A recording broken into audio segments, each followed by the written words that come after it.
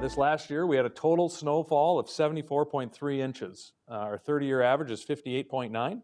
So both the season went longer than normal, as most of you know, for April, and then considerably more inches of snow.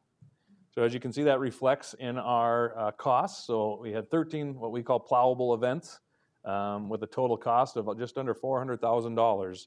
That's labor and equipment. Snow removal, spent over $400,000 to remove snow and to deal with snow around town.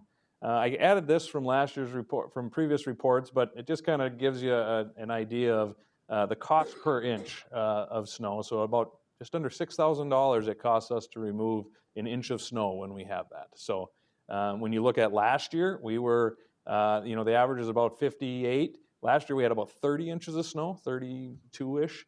And so that reflects in the budget from last year. You can see we were considerably lower, but when we get snow, it's got to deal with it. So on the very bottom here, you can see our 5-year averages.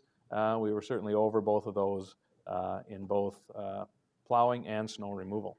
Matt, how do you budgetarily kind of factor in these large swings that are probably the future? Like, how are you?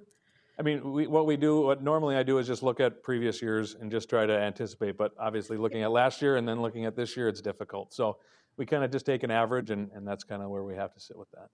Okay, so moving forward, I mean, that's a substantial. It is. And, so budget-wise, last year we were under budget, but now this year we were over budget. So some of that carries over too with our budget, just because it is between seasons, going from 20 to 21, 21 to 22. Yeah. So that gets a little harder too, because it's partly in one year and partly in the other. Yeah. So it's one of those more difficult things that we have to try to budget for.